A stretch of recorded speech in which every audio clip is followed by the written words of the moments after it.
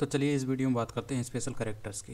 तो इस सी में स्पेशल कैरेक्टर्स को तभी हम इस्तेमाल करते हैं जब हमें एक स्ट्रिंग के अंदर दूसरी स्ट्रिंग लिखनी पड़ती है। क्योंकि स्ट्रिंग हमें कोड के अंदर लिखनी पड़ती है, तो जब हम एक स्ट्रिंग लिखते हैं और उसके अंदर दूसरी स्ट्रिंग लिखते हैं तब हमें कोड के अंदर कोड का इस्तेमाल करना पड़ता है। यानी अगर डबल कोड से हम स्ट्रिंग बना रहे हैं और उसके अंदर दूसरी स्ट्रिंग बना रहे हैं और किसी वजह से उसे हम डबल कोट में लिख रहे हैं तो इसी से प्रॉब्लम क्रिएट होती है, क्योंकि डबल कोट के अंदर डबल कोट नहीं लिखा जा सकता, इससे एरर जनरेट होती है।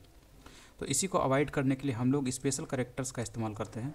जो स्पेशल कैरेक्टर यहाँ पर हम जिससे इसको अवॉइड करेंगे ताकि एरर को जनरेट ना होने दिया जाए, एरर को रोकने के लिए हम लोग एक स्पेशल कैरेक्टर है जिसका नाम है बैकस्लैश एस्केप कैरेक्टर। इसी बैकस्लैश एस्केप कैरेक्टर्स की मदद से हम डबल कोड जो है इसको अवॉइड कर सकेंगे, इसके एरर को रोक सकेंगे। तो कैसे करते हैं इसको देखते हैं। तो जैसे इस एग्जांपल में देखते हैं, आपको ये स्ट्रिंग दिख रही होगी, यहाँ से डबल कोड के अंदर यहाँ से यहाँ तक की जो स्ट्रिंग है, इसके अंदर दूसरी स्ट्रिंग है ये वाली विकिंग्स, और इसको भी बनाया गया है डबल कोड के अंदर, चूँकि इसको स्ट्रिंग बनाया गया है। ठीक है, तो जैसे अगर इसको हटा देते हैं तो आपको यहाँ पर एक एरर जनरेट होगी, क्योंकि डबल कोट के अंदर डबल कोट नहीं हो सकता। ठीक, तो इसी चीज़ को अवॉइड करने के लिए, रोकने के लिए, एरर को रोकने के लिए हम लोग इसको इसका जो इफ़ेक्ट है उसको हम न्यूट्रल कर देते हैं। तो इसके लिए हम लोग बैकस्लैश एस्केप कैरेक्टर का इस्तेमाल करते हैं। मतलब इसके पहले बैकस्लैश लिख दिया तो इसका जो इफ़ेक्ट है, जो एरर जनरेट कर रहा था, वो ख़त्म हो जाता है। और सिंपली इसके भी पहले हम लोग एस्केप कैरेक्टर लगा देते हैं बैकस्लैश। इससे क्या होता है, इसका इफ़ेक्ट ख़त्म हो जाता है और ये आपको दिखाई देगा, आउटपुट में भी दिखाई देगा, डबल कोट के अंदर विकिंग्स दिखाई देगा। ठीक, और आपकी जो ये स्ट्रिंग है ये भी कम्प्लीटली आपको दिखाई देगी बिना एरर के। तो जो एरर जनरेट कर रहे थे ये इनको हम लोग न्यूट्रलाइज कर देते हैं इस बैकस्लैश एस्केप कैरेक्टर की मदद से। ठीक, देखिए यहाँ पर आपको ये कंप्लीट स्ट्रिंग भी मिल गई और इसके अंदर डबल कोट के अंदर विकिंग्स जो स्ट्रिंग है वो भी मिल गई। तो इस तरीके से काम होता है। इसके बाद है यहाँ पर अगर हमें सिंगल कोट ऐड करना है इस डबल कोट के अंदर, तो इसके जो इफ़ेक्ट है इसको न्यूट्रलाइज करने के लिए हम लोग इसके भी पहले बैकस्लैश एस्केप कैरेक्टर ऐड कर देते हैं। तो इस तरीके से ये होता है।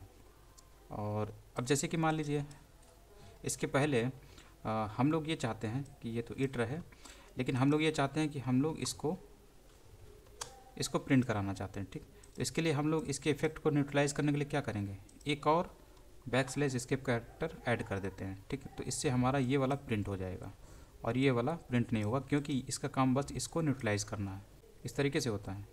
जैसे यहाँ पर हम डबल कोट लगा दें, ठीक है, तो इसके इफेक्ट को भी ये न्यूट्रलाइज कर देगा और आपको ये दिखाई देगा।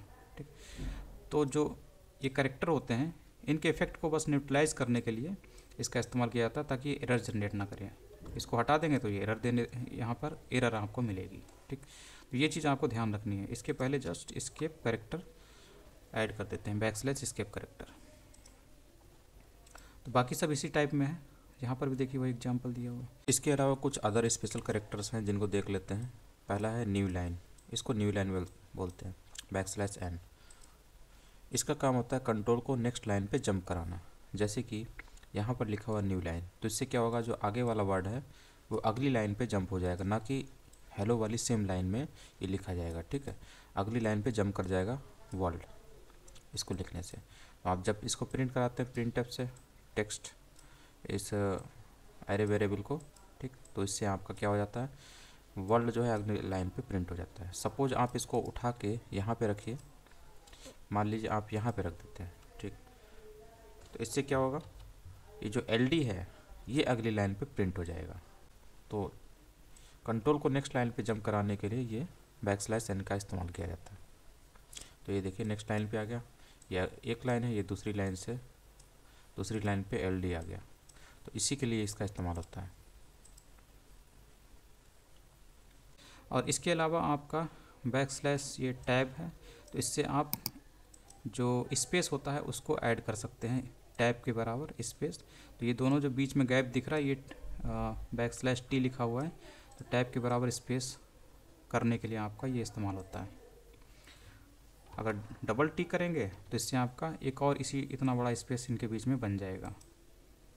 देखिए बन गया, 2 स्पेस टाइप वाले बन गए।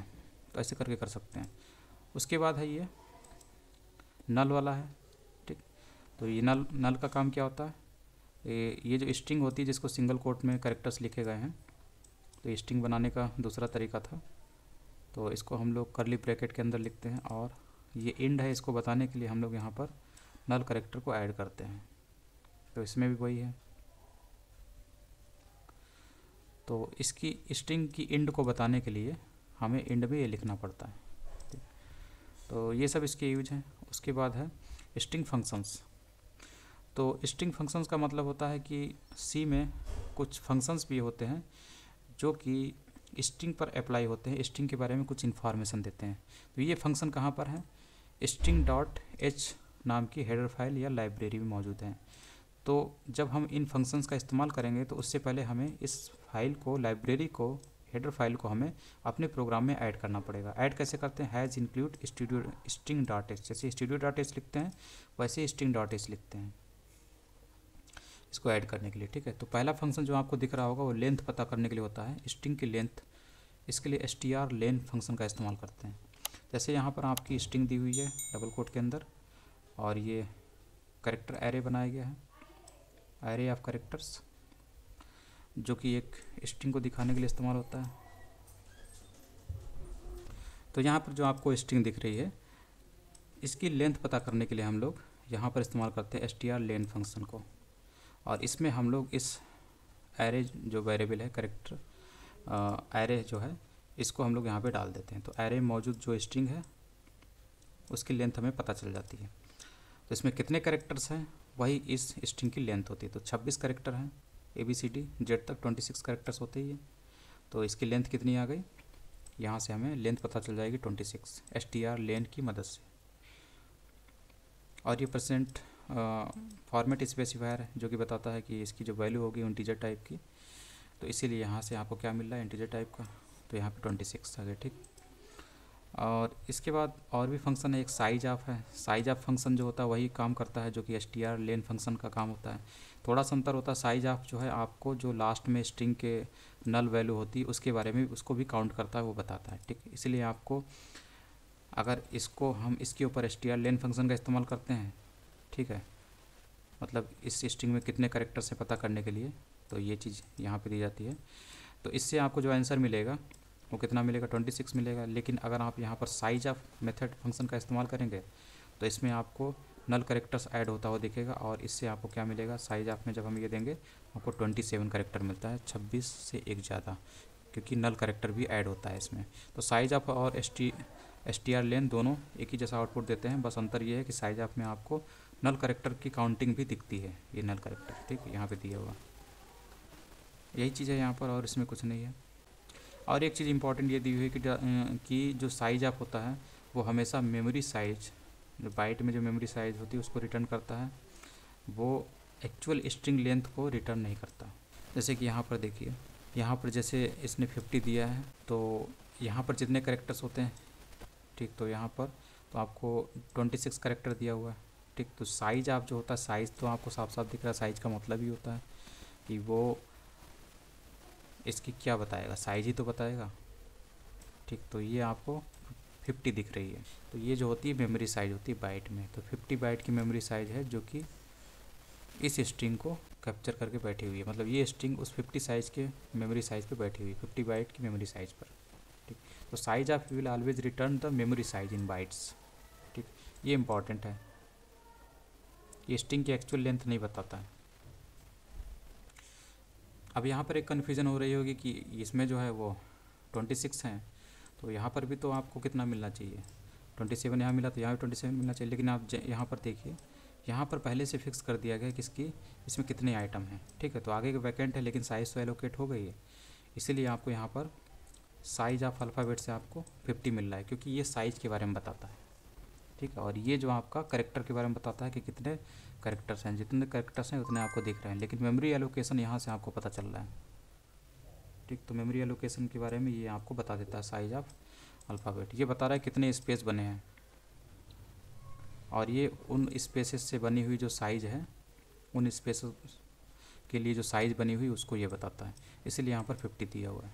50 अगर बॉक्स बने हुए हैं तो आपको हर एक बॉक्स की कितनी साइज़ है, 1 बाइट, और 1 बाइट के हिसाब से तो एक कैरेक्टर 1 बाइट के लिए, 1 बाइट के लिए एक कैरेक्टर, और आपको यहाँ पर 50 बाइट दिख रहा है।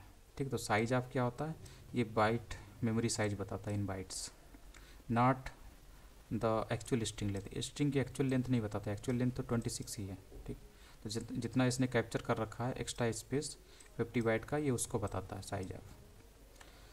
उसके बाद कॉनकैटिनेट स्ट्रिंग, तो स्ट्रिंग को जोड़ते कैसे, कंबाइन करते हैं, कैसे कंबाइन करते हैं, इसके लिए आप strcat फंक्शन का इस्तेमाल करते हैं।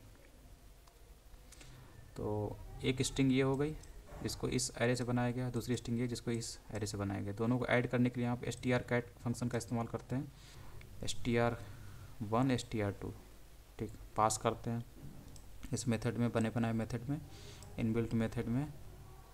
ठीक है, तो आपको इससे जो आउटपुट मिलेगा, इसमें एक चीज़ आपको याद रखनी है, इस फंक्शन में ये जो चीज़ होती है वो इसमें ऐड होती है, और आउटपुट भी आपको इसी में ऐड होता हुआ दिखाई देगा। अगर आप जो भी पहले लिखेंगे उसी में दूसरी वाली जो है वो ऐड होगी, और आउटपुट भी आपको इसी में दिखेगा, और इसी को प्रिंट किया जा रहा है, इसलिए आपको आउटपुट हेलो वर्ल्ड यहाँ पे दिखाई देगा। ये चीज़ आपको याद रखनी है, जो चीज़ आप पहले लिखेंगे उसी में अपडेट होते हुए दिखेगी, ये वाली ऐड होते हुए, इसलिए जब हम लोग यहाँ प्रिंट करते हैं तो आपको ये चीज़ दिखती है। और उसके बाद है कॉपी स्ट्रिंग। कॉपी स्ट्रिंग से क्या होता है, strcpy फंक्शन का इस्तेमाल होता है। तो एक एरे से इस एरे में जो वेरिएबल पड़ी हुई हेलो वर्ल्ड, ये कॉपी करना चाहते हैं हम str2 में। ठीक है, दोनों की लेंथ भी दी हुई है कि दोनों की बाइट साइज कितनी है, इतने मतलब 1 बाइट एक कैरेक्टर के लिए है, तो उसी हिसाब से ये वाला इसमें स्टोर हो जाएगा। ठीक है, तो जिसको लिखना होता है, जिसमें स्टोर करना होता है उसको पहले लिखते हैं, जिसमें कॉपी करना होता है तो इस चीज़ को इसमें कॉपी करना है। ठीक, तो इसको पहले लिखते हैं strcpy str2 str1, तो इसमें आके स्टोर हो जाएगा इसकी वैल्यू हेलो वर्ल्ड, तो जिसे हम लोग प्रिंट कराते हैं परसेंट स्पेसिफायर ऐसे, और यहाँ से वैल्यू हमारी मिल जाती है हेलो वर्ल्ड। और एक चीज़ है, note that the size of the str2 should be larger enough to store the copied. तो यही बता रहा है कि इसकी साइज़ आपको हमेशा, जिसमें आपको कॉपी करना है, इसकी साइज़ हमेशा इसके बराबर या इससे बड़ी रखनी है। यानी कि आप यहाँ पर 20, 21, 22 कितना भी ले लीजिए, सब चलेगा, लेकिन अगर आप यहाँ पर कम साइज़ लेंगे तो अधिक साइज़ वाली चीज़ कम साइज़ वाले बॉक्स में कैसे आएगी, नहीं आ सकती। इसके बाद है कंपेयर स्ट्रिंग्स। दो स्ट्रिंग्स को हम कंपेयर कर सकते हैं strcmp फंक्शन से, और it return 0 if 2 strings are equal, otherwise value that is not 0। और 2 स्ट्रिंग अगर इक्वल होती हैं तो ये 0 रिटर्न करता है। ठीक है, तो यहाँ पर एक स्ट्रिंग ये 2 और ये तीसरी, तीनों स्ट्रिंग को हम लोग कंपेयर कर सकते हैं। तो पहले 2 को करते हैं, इनको तो आपको यहाँ पे दिख रहा होगा strcmp में दोनों को कंपेयर किया जा रहा है, तो दोनों बराबर यहाँ पे दिख ही रहा है, इसलिए यहाँ पे रिटर्न 0 करता है, प्रिंट से आपको रिटर्न मिलेगा 0। उसके बाद हम लोग कंपेयर करते हैं इस 1 वाले को 3 से, यानी इसको कंपेयर करते हैं इसको, तो ये तो दोनों बराबर है नहीं, तो यहाँ से आपको क्या मिलेगा, -4 मिल रहा है। ठीक, तो यही चीज़ यहाँ पर बताई हुई है कि रिटर्न करेगा 0 अगर 2 स्ट्रिंग बराबर होंगी, नहीं तो वो 0 नहीं होगा, कुछ और नंबर बताएगा। जैसे यहाँ पर क्या कर रहा है, ये 0 str1 में हेलो है और str3 में क्या हाय है, दोनों स्ट्रिंग अलग अलग हैं। ठीक है, इसलिए यहाँ पर 0 से हटकर कोई दूसरा नंबर प्रिंट हो रहा है, क्योंकि स्ट्रिंग्स आर नॉट इक्वल। चलिए इस वीडियो में इतना ही, अगले वीडियो में देखते हैं।